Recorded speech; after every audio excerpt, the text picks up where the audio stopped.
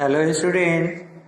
तो आज हम वीडियो के इस भाग में कक्षा 7 की हिंदी व्याकरण में आगे की भाग को पढ़ेंगे।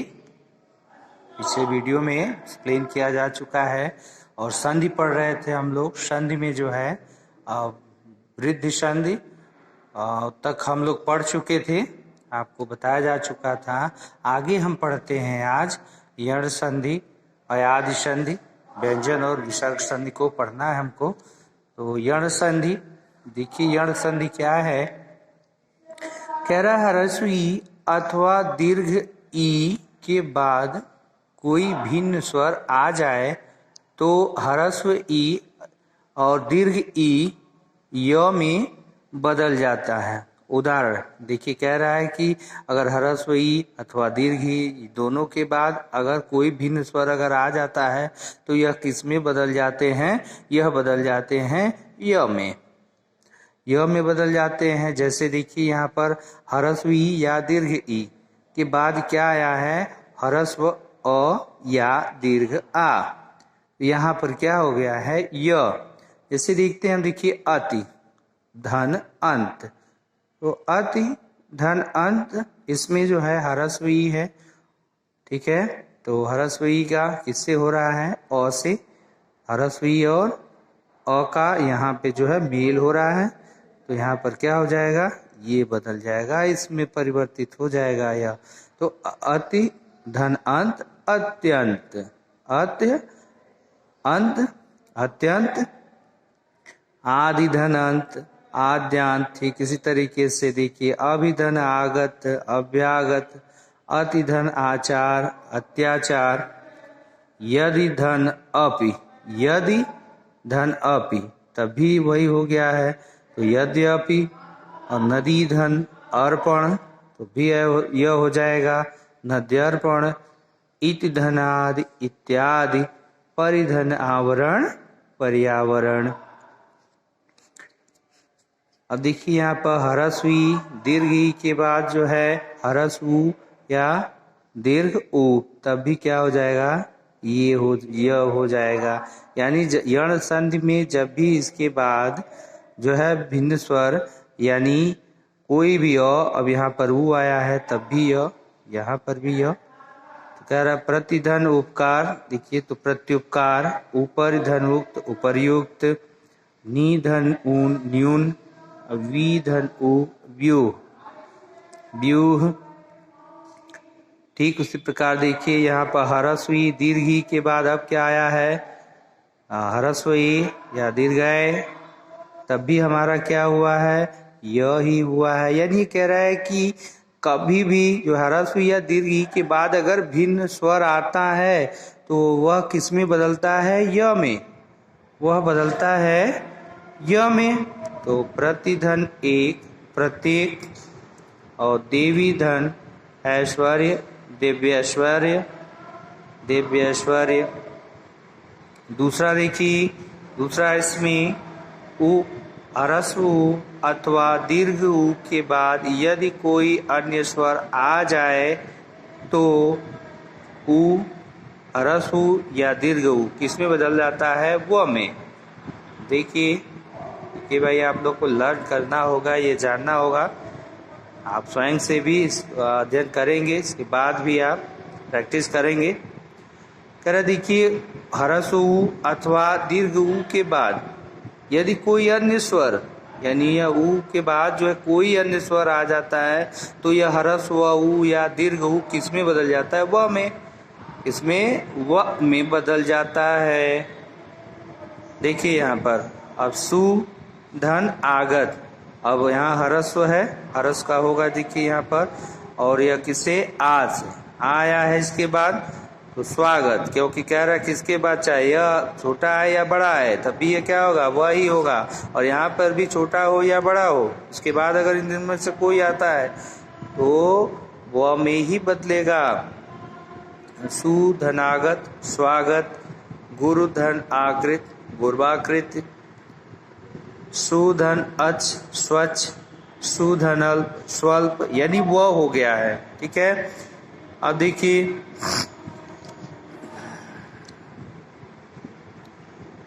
ह्रस्व ऊ या दीर्घ ऊ के बाद अगर ई आता है तब भी क्या हो जाता है व, यानी इनके बाद कोई भिन्न स्वर आएगा तो व में परिवर्तित हो जाएगा। अनुध्वनित, अन्वित, अनुध्वनिषण, अन्वेषण।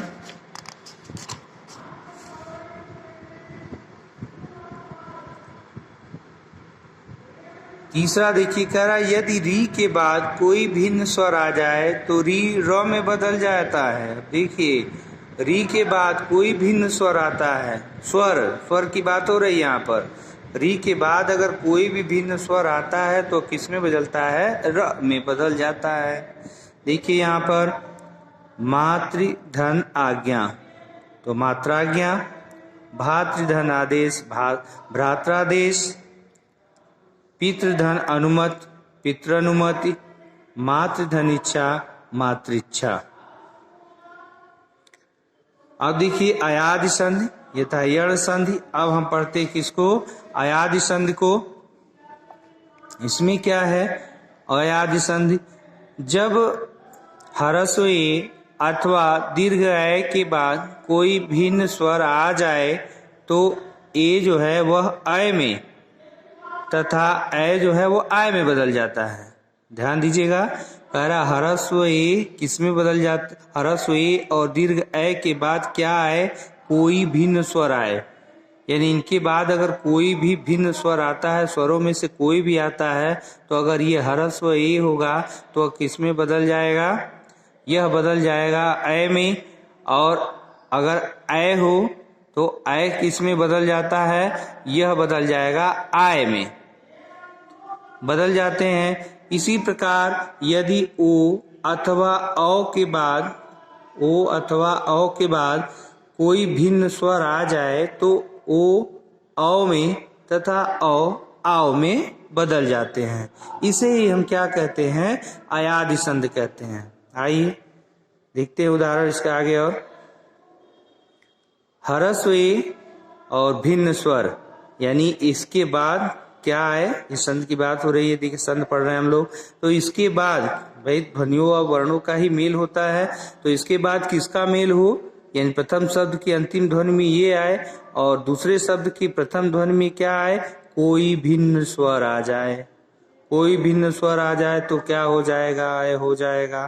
तो देखिए ने धन अन ए है और अ आ गया, तब के क्या हो गया, ए हो गया। तो यहाँ पर क्या हो जाएगा, नयन हो जाएगा।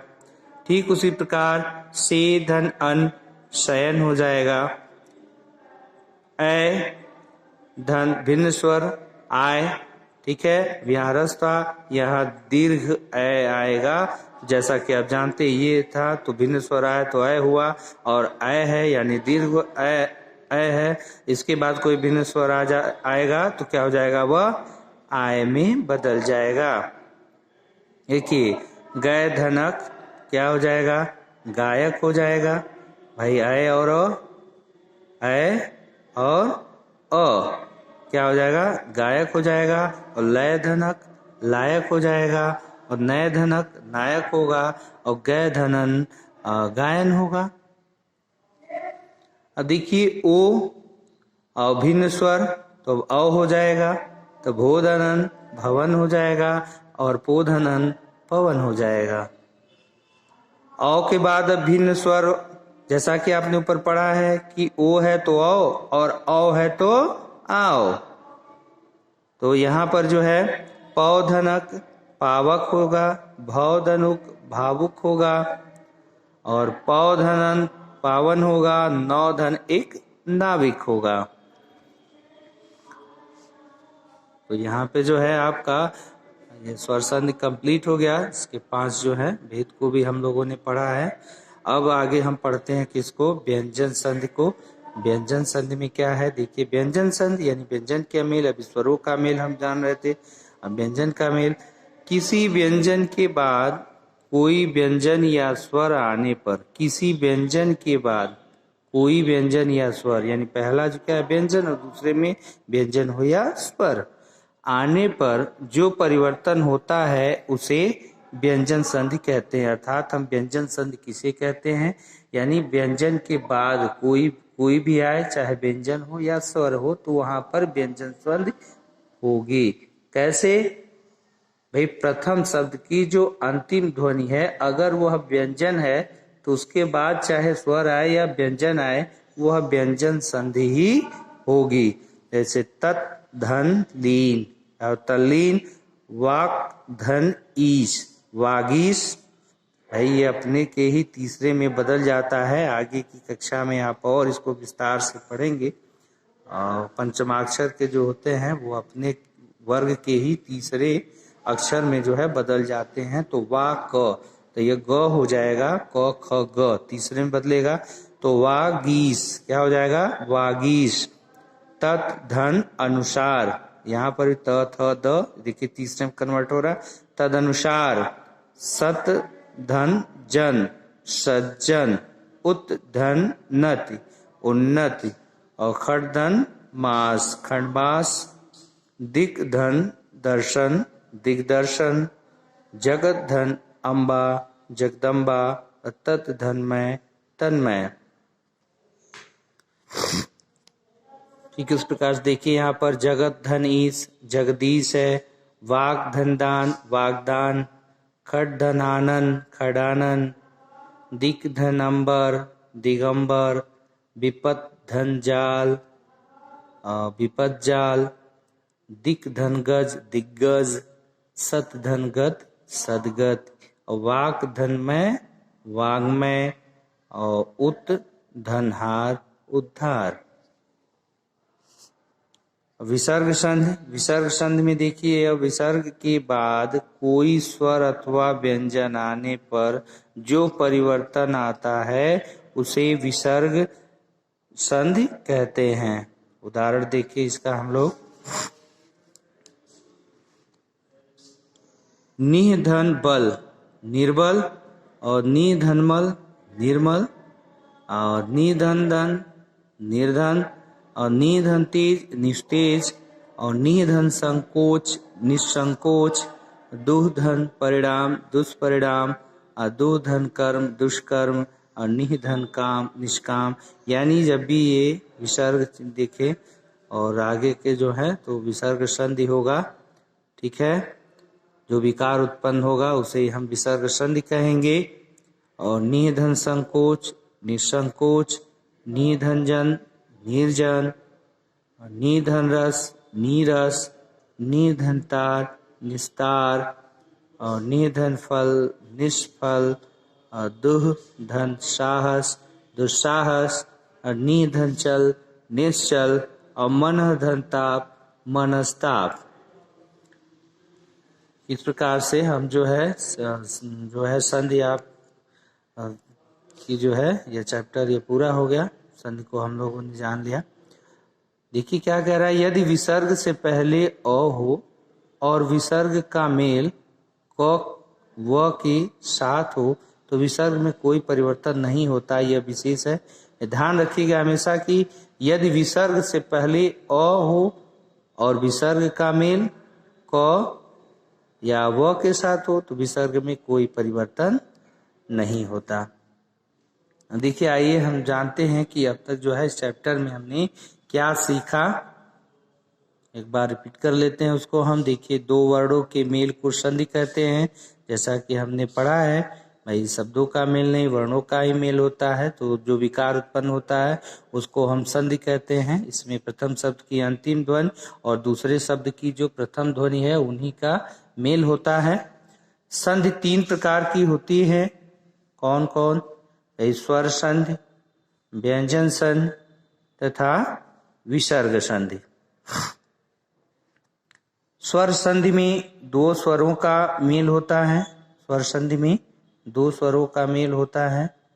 भाई स्वर है तो स्वरों का मेल होगा स्वर संधि में। जब व्यंजन का मेल किसी व्यंजन या स्वर से होता है तो उसे व्यंजन संधि कहते हैं। जैसा कि अभी हम लोगों ने पढ़ा कि व्यंजन संधि किसे कहते हैं, तो व्यंजन संधि यानी प्रथम शब्द की जो अंतिम ध्वनि है वर्ण है वह व्यंजन है और दूसरा जो है वह स्वर या व्यंजन कोई भी हो तो वहाँ पर जब संधि होगी तो वह व्यंजन संधि कहलाएगी।